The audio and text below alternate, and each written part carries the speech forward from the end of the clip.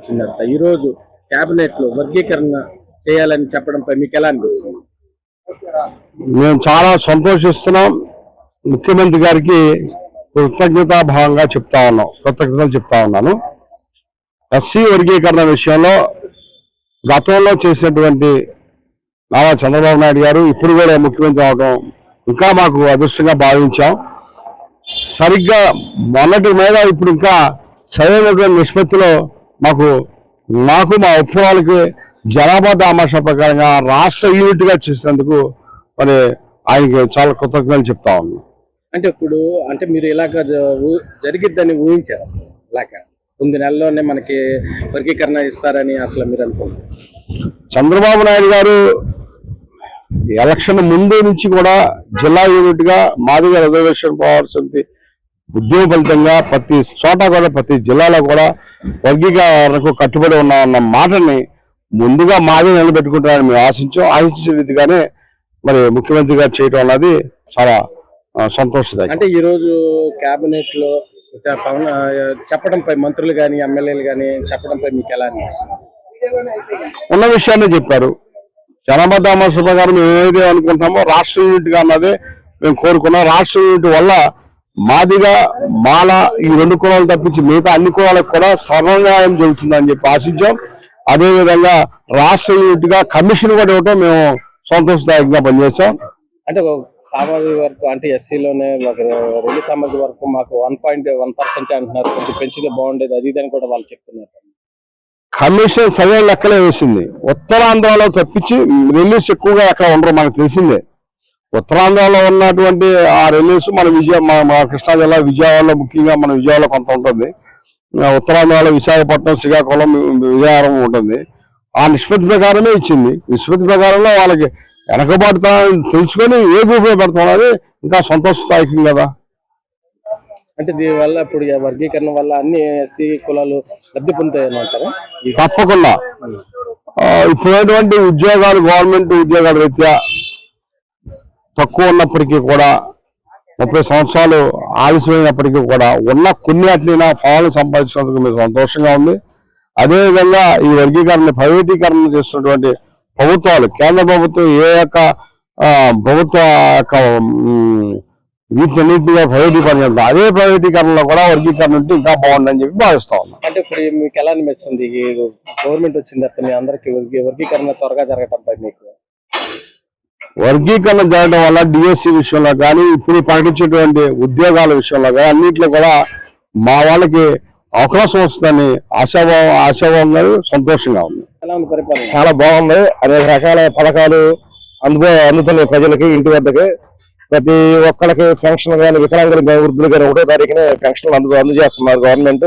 అదే రకంగా ప్రభుత్వం ఇచ్చిన హామీల్లో భాగంగా మహిళలకు 3 గ్యాస్ సిలిండర్లు ఇస్తున్నారు. ప్రస్తుతం వచ్చిన వాట్సాప్ గవర్నెన్స్ అనేది కూడా చాలా బాగుంది. అన్ని ఆఫీసుల చుట్టూ తిరగకుండా ఈ వాట్సాప్ లోనే చాలా వరకు పనులు అయిపోతున్నాయని అందరూ హర్షం వ్యక్తం చేస్తున్నారు. అంటే జగన్మోహన్ రెడ్డి దాన్ని రాష్ట్రాన్ని అప్పులు చేసే పథకాలు ఏమి ఇవ్వకుండా అది ఇదని మాట్లాడుతున్నారు. దాని మీద ఇప్పుడు ఆయనే 10-11 లక్షల రూపాయలు అప్పులు చేసి వెళ్ళాడు. ఏం అభివృద్ధి లేదు. ఈ గవర్నమెంట్ వచ్చిందని అభివృద్ధి చూపిస్తున్నారు కదా.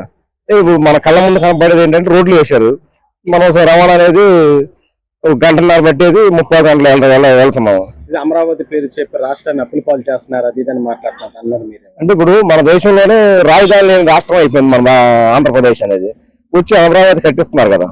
అద్భుతమైన పనులు జరుగుతుంది. మేము చూస్తాము అక్కడికి వెళ్ళినప్పుడు.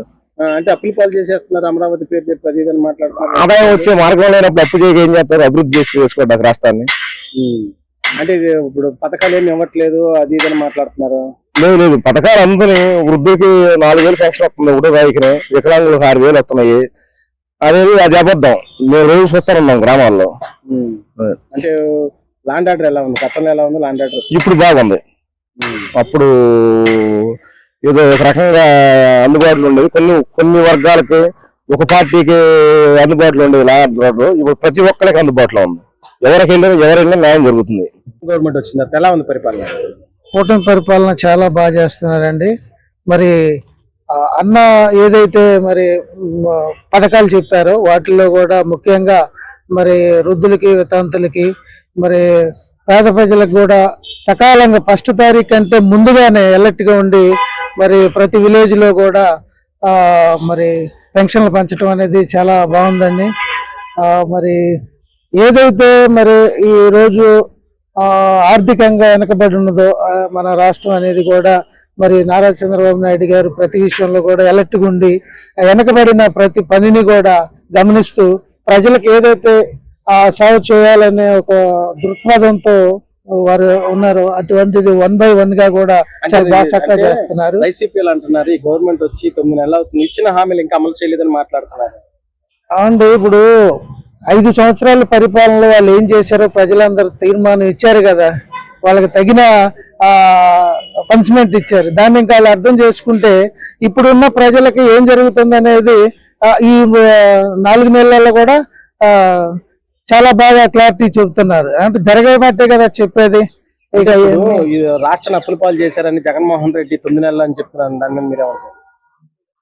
ఈ 9 నెలలలో చేసిన అరాచకాలు ఈ జనం గుర్తిస్తారు, కానీ ఈ 5 సంవత్సరాల్లో చేసిన మరి ఈ పాపమైన విధానాన్ని బట్టి మరి వాళ్ళు చెప్పుకోవడం ఏంటంటే మసిపూసి మారేడిగా చేసుకోవడం అంటారు కదా, వాళ్ళ కప్పెట్టి ఎదుటి వాళ్ళని మంచితనం చేసే వాళ్ళకి ఎప్పుడైనా కానీ బురద చల్లుతారండి.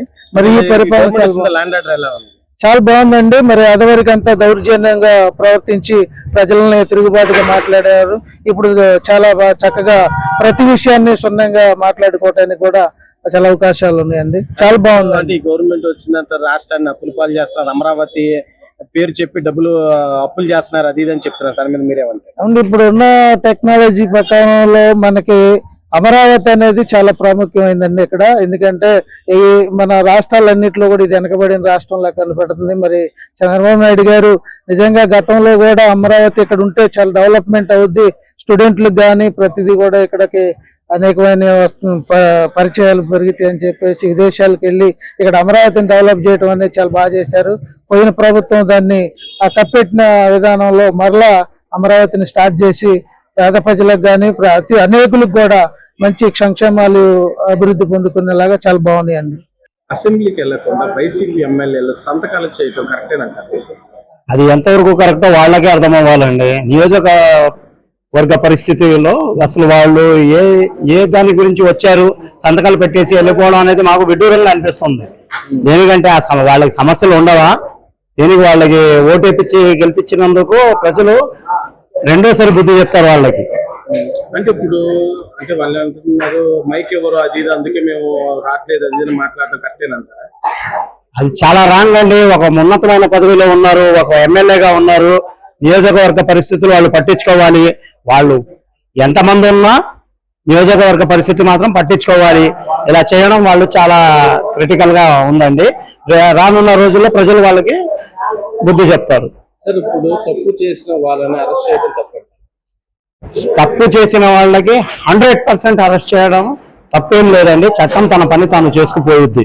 అంటే ఇప్పుడు అన్నాడు పెద్దిరెడ్డి మిథున్ రెడ్డి అని కావాలని మమ్మల్ని ఇరికిచ్చాలని గవర్నమెంట్ చూస్తుంది, అది ఇదని మాట్లాడటం. సార్, మిథున్ రెడ్డి గారి గురించి మేము ఖచ్చితంగా చెప్పవసరం లేదు, అందరికీ తెలుసు.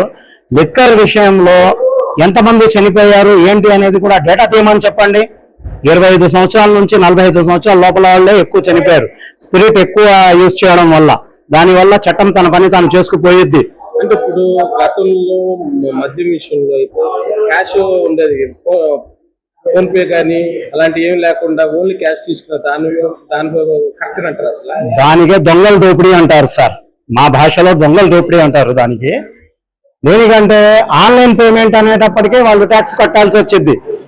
ఇలా ఉంటే వాళ్ళు స్కానర్లు ఏమి ఉండవు.